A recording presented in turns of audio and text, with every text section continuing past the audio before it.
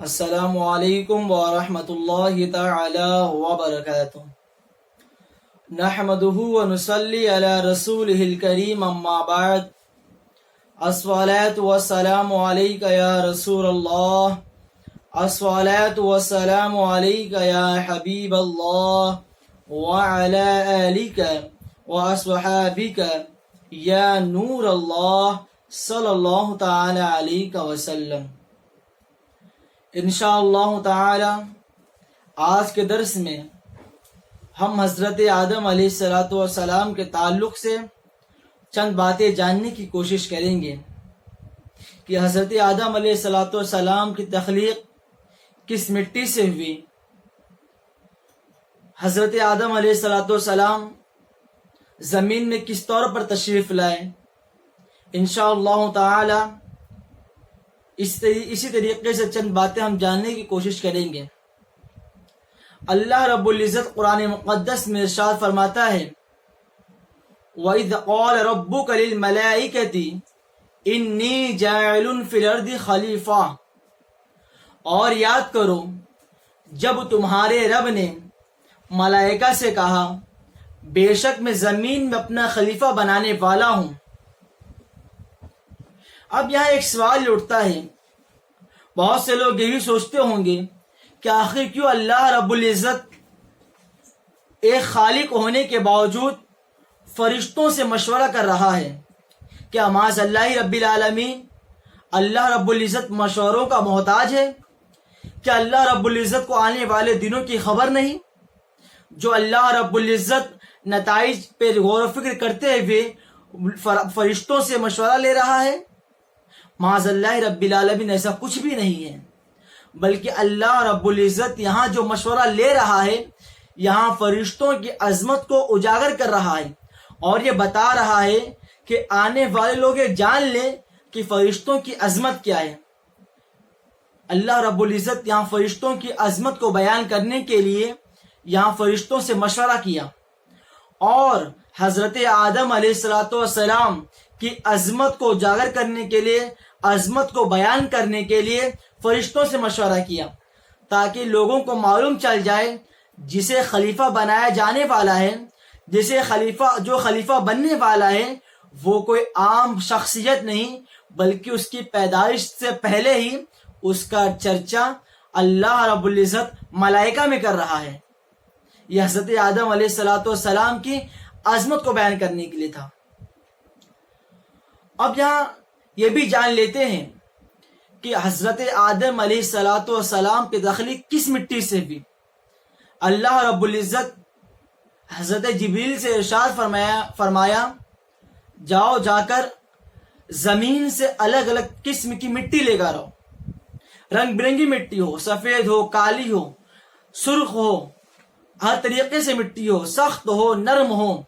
جب حضرت جبریل امین آتے ہیں اور مٹی جب لینا چاہتے ہیں تو مٹی گریہ بازاری کرتی ہے اور کہتی ہے اے جبریل امین تم مجھے نہ لے کر جاؤ، جب مجھ سے لوگ بنائے جائیں گے اور وہ مخلوق جب گناہ کرے گی اور اللہ رب العزت جب انہیں جہنم میں ڈالے گا تو مجھے بڑی تکلیف ہوگی۔ اتنا سن کر جبریل امین واپس چلے جاتے ہیں۔ پھر حضرت اسرافیل علیہ السلام آتے ہیں، مٹی یہی کہتی ہے، پھر حضرت اسرافیل علیہ السلام بھی واپس چلے جاتے ہیں۔ پھر حضرت میکائیل علیہ السلام آتے ہیں، پھر مٹی یہی کہتی ہے، حضرت میکائیل علیہ السلام واپس چلے جاتے ہیں۔ پھر اللہ رب العزت حضرت عزرائیل علیہ السلام کو حکم دیتا ہے کہ وہ جائیں اور مٹی کو لے کر آئیں۔ جب حضرت عزرائیل علیہ السلام آتے ہیں تو مٹی یہی گریہ بازاری کرتی ہے، لیکن حضرت عزرائیل علیہ السلام کا ارشاد فرماتے ہیں اے مٹی مجھے میرے رب نے حکم دیا ہے، میں تیری بات نہ مانوں گا، اور حضرت عزرائیل علیہ السلام مٹی لے کر واپس چلے جاتے ہیں۔ جب اللہ رب العزت یہ دیکھتا ہے کہ عزرائیل علیہ السلام مٹی میرے حکم کے مطابق لے رہے ہیں اور مٹی کی کوئی بات نہیں سن رہے، تو اللہ رب العزت نے روح قبض کرنے کا ذمہ بھی حضرت عزرائیل علیہ السلام کو ہی دے دیا، کہ جب گریہ بازاری ان کے گھر والے کریں، جب ان کے دوست و احباب روئیں گڑ گڑائیں نجا کے وقت، تو حضرت عزرائیل علیہ السلام ترس نہ کھائیں، حضرت عیسیٰ علیہ السلام بس اللہ رب العزت کے حکم پر عمل کرے. اور آپ دیکھتے ہیں یہ اس مٹی کا ہی نتیجہ ہے کہ آج بہت سے لوگ گورے ہیں، کالے ہیں، کوئی سخت دل کا ہوتا ہے، کوئی نرم دل کا ہوتا ہے. یہ اسی مٹی کا نتیجہ ہے. جو سخت دل کا ہوتا ہے اسے سخت مٹی سے بنایا گیا، جو نرم دل کا ہوتا ہے اسے نرم دل سے بنایا گیا. اب یہاں ایک سوال یہ بھی کہ جب اللہ رب العزت نے یہ حکم دیا اور ارشاد فرماتا ہے قرآن مقدس میں وَإِذْ قُلْنَا لِلْمَلَائِكَةِ اسْجُدُوا لِآدَمَ فَسَجَدُوا إِلَّا إِبْلِيسَ، جب اللہ رب العزت نے ملائکہ کو حکم دیا کہ وہ سجدہ کریں تو تمام لوگوں نے سجدہ کیا، تمام ملائکہ نے سجدہ کیا سوائے ابلیس کے. اب یہاں یہ بھی سوال اٹھتا ہے جب اللہ رب العزت نے ملائکہ کو حکم دیا تھا تو جب ابلیس نے سجدہ نہ کیا تو اس نے ابلیس کا کیا قصور؟ حکم تو ملائکہ کے لیے تھا. بہت سے لوگوں کے ذہن میں بھی سوال اٹھتا ہوگا. تو اس کے متعلق بڑے بڑے علماء کرام فرماتے ہیں کہ اللہ رب العزت کی بندگی کرنے کی وجہ سے اللہ رب العزت اس ابلیس کو ملائکہ میں شامل کر دیا تھا، اور جب حکم ملائکہ کو ہوا تو انہی کے تحت ابلیس کو بھی حکم ہو گیا تھا کہ وہ بھی سجدہ کرے. جس طریقے سے آپ دیکھیں اگر کسی سردار کو حکم دیا جائے کسی بات کا کہ یہ کام کریں تو سردار کے ساتھ ساتھ ان کے ماتحتوں پر بھی یہ حکم ہو جاتا ہے کہ وہ اپنے سردار کے ساتھ وہ کام انجام دیں.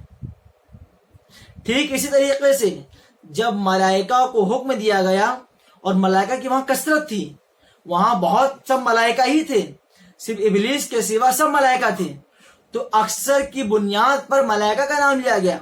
اب ملائکہ کے تحت ابلیس بھی داخل تھا لیکن اس نے سجدہ نہیں کیا. ابا واستکبرا، اس نے کبر ظاہر کی، اس نے اپنے آپ کو بڑا سمجھا تو وہ کافروں میں سے ہو گیا، نافرمان میں سے ہو گیا. اب یہاں ایک بات سوچنے کی ہے، ایک ابلیس جب اپنے آپ کو بڑا سمجھتا ہے، جب وہ تکبر ظاہر کرتا ہے تو اللہ رب العزت اسے جنت سے نکال دیتا ہے. تو ذرا سوچو جو اتنی عبادت کیا ہو کہ اس کا شمار ملائکہ میں ہونے لگ جائے، تو ذرا سوچو ہم اور آپ کیا چیز ہیں کہ ہم کسی تھوڑی سی چیز کی بنیاد پر ہم فخر کریں اور اپنے آپ کو بڑا سمجھیں اور تکبر کرنے لگ جائے. تو ذرا سوچو اگر میرے رب کو ناپسند ہے یہ چیز تو ذرا سوچو میرا رب چاہے تو ہم کہاں سے کہاں پہنچ جائیں، ہم لاکھ بلندی پہ پہنچ جائیں. اگر ہم تکبر کر رہے ہیں تو ہمیں یہ نہیں بھولنا چاہیے کہ وہ رب جو عزت دیتا ہے وہ ذلت دینا بھی جانتا ہے. جس نے ہمیں دولت دیا ہے وہ دولت چھیننا بھی جانتا ہے. تو ہمیں چاہیے کہ ہم تکبر نہ کریں. اب حضرت آدم علیہ السلام کی تخلیق ہو جاتی ہے تو حضرت آدم علیہ السلام عرض کرتے ہیں اے میرے مولا میں بہت تنہائی محسوس کر رہا ہوں. اے میرے مولا کوئی ایسا تو ہو جس کے ساتھ میں زندگی بسر کر سکوں. تو اللہ رب العزت حضرت آدم علیہ السلام کی بائیں پسلی سے حضرت حوا رضی اللہ تعالی عنہا کو پیدا فرماتا ہے. اب یہاں ایک چیز غور کرنے کی ہے کہ اللہ رب العزت حضرت حوا رضی اللہ تعالی عنہا کو ایک دوسری مٹی سے پیدا نہیں فرمایا بلکہ حضرت آدم علیہ السلام کی بائیں پسلی سے پیدا فرمایا. تو یہ یاد رکھیں میرا مولا بتانا چاہتا تھا کہ یہ آنے والے لوگ یہ جان لو کہ عورت پیر کی جوتی نہیں ہے. عورت کا بھی اپنا ایک مقام ہے، اسے دل سے قریب رکھا جائے، وہ دل میں رکھنے کے لائق ہے. آج دیکھا جائے تو بہت سے لوگ اپنی بیوی کے ساتھ اس طریقے سے برتاؤ کرتے ہیں، اس طریقے سے ان کے ساتھ جھگڑا کرتے ہیں، ایسا لگتا ہے وہ پیر کی جوتی ہے. ذرا سوچئے حضرت آدم علیہ السلام کی بائیں پسلی سے حضرت حوا رضی اللہ تعالی عنہا کو پیدا کر کے یہ بتا دیا گیا کہ بیوی پیر کی جوتی کا نام نہیں ہے۔ ہمیں ہوش کے ناخن لینا چاہیے اور ہمیں یاد رکھنا چاہیے کہ بیوی کا مقام کیا ہے۔ اتنا ہی نہیں، پھر جب حضرت آدم علیہ السلام اپنا دست مبارک، اپنے دست محبت حضرت حوا رضی اللہ تعالی عنہ کی جانب بڑھاتے ہیں تو فرشتے روک دیتے ہیں اور کہتے ہیں پہلے مہر ادا کرو۔ حضرت آدم علیہ السلام عرض کرتے ہیں میرے مولا مہر کیا ہے، میں مہر میں کیا ادا کروں؟ تو میرا مولا ارشاد فرماتا ہے کہ تم مہر میں میرے محبوب پر درود و سلام پڑھو، درود پاک نذرانہ پیش کرو۔ اب پتہ چلا کہ حضور علیہ السلام پر درود حضرت آدم علیہ السلام نے بھی پڑھا ہے۔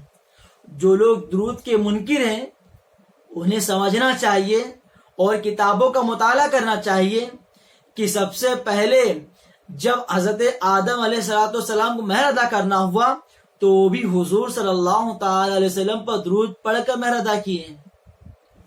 اب یہاں سے ان لوگوں کو بھی ہوش کے ناخن لینا چاہیے جو لوگ یہ وعدہ کرتے ہیں کہ ہم بعد میں مہر ادا کر دیں گے اور پوری زندگی گزر جاتی ہے اور مہر نہیں ادا کرتے۔ انہیں معلوم ہونا چاہیے کہ مہر بیوی کا حق ہے، اسے ادا کرنا ہی ادا کرنا ہے۔ ایسا نہیں کہ ہم وعدہ کر لیں اور مہر ادا نہ کریں، بلکہ ہم پر مہر ادا کرنا ضروری ہے۔ ہم اگر فوراً نہیں دے سکتے تو بعد میں دیں، لیکن ضرور دیں۔ ایسا نہ ہو کہ وہ ہمارا بات کبھی نہ آئے۔ پھر جب نکاح ہو جاتا ہے پھر اللہ رب العزت ایک خطائے اجتہادی کی بنیاد پر حضرت آدم علیہ السلام کو زمین کی طرف اتارتا ہے۔ اب اس خطائے اجتہادی کو بہت سے لوگ غلط سمجھتے ہیں اور وہ نہ جانے کیا کیا بولتے ہوئے نظر آتے ہیں۔ انہیں معلوم ہونا چاہیے کہ حضرت آدم علیہ السلام سے خطائے اجتہادی بھی ہے۔ اگر حضرت آدم علیہ السلام زمین پر نہ اترتے تو اتنے سارے لوگ جو اللہ رب العزت کی بندگی کر رہے ہیں، جو حضور صلی اللہ تعالی علیہ وسلم کی امتی ہیں، وہ آج نہ ہوتے ہیں۔ تو اللہ رب العزت ایک بہانہ چاہتا تھا اور ایک حکمت کی بنیاد پر اللہ رب العزت اپنے پیارے آدم علیہ السلام کو زمین پر اتارا۔ یہ خطا اجتہادی کی بنیاد پر تھا اور یہ بس صرف زمین پر اتارنے کا ایک بہانہ تھا۔ اور جب حضرت آدم علیہ السلام اور حضرت حوا رضی اللہ تعالی عنہا جب زمین پر اترتی ہیں تو ان کی ملاقات عرفات میں ہوتی ہے۔ اسی وجہ سے اس کا نام عرفات رکھا گیا کہ وہ پہچاننے کی جگہ بن گئی۔ جب حضرت آدم علیہ السلام نے حضرت حوا رضی اللہ تعالی عنہا کو دیکھا تو یہ لوگ ایک دوسرے کو پہچانے، اسی وقت اس کا نام عرفات رکھا گیا کہ یہاں ایک دوسرے کو پہچانا جاتا ہے۔ پھر ایک وقت ایسا بھی آیا کہ کلو نفس ذائقۃ الموت پر عمل کرنا تھا۔ حضرت آدم علیہ السلام ظاہری دنیا سے کوچ کر جاتے ہیں اور پھر حضرت جبریل امین آتے ہیں اور ان کی اولاد کو کہتے ہیں کہ اب ہم جس طریقے سے انہیں غسل دیں گے، ان کا نماز جنازہ پڑھائیں گے، اسی طریقے سے تمہیں بعد میں بھی انجام دینا ہے۔ حضرت جبریل امین جنت سے کفن لے کر آتے ہیں، خوشبو لاتے ہیں، بیری کا پتہ لاتے ہیں اور پھر حضرت آدم علیہ السلام کا جنازہ حضرت جبریل امین پڑھاتے ہیں اور تمام فرشتے ان کی اقتدا کرتے ہیں اور 4 تکبیر کے ساتھ ان کی نماز جنازہ پڑھائی جاتی ہے، جو آج تک 4 تکبیروں کے ساتھ چلا آ رہا ہے۔ یہ حضرت آدم علیہ السلام کے متعلق چند باتیں تھیں۔ اتنا وقت تو نہیں کہ حضرت آدم علیہ السلام کے متعلق پوری بات پیش کر دی جائے، بس مختصر سے وقت میں کچھ مختصر سی بات پیش کرنے کی کوشش کیا ہوں۔ اللہ رب العزت کی بارگاہ میں دعا ہے کہ جو بھی غلطی بھی ہو اپنے حبیب کے صدقے معاف فرمائے. وما علینا الا البلاغ المبین. السلام علیکم ورحمۃ اللہ تعالی وبرکاتہ.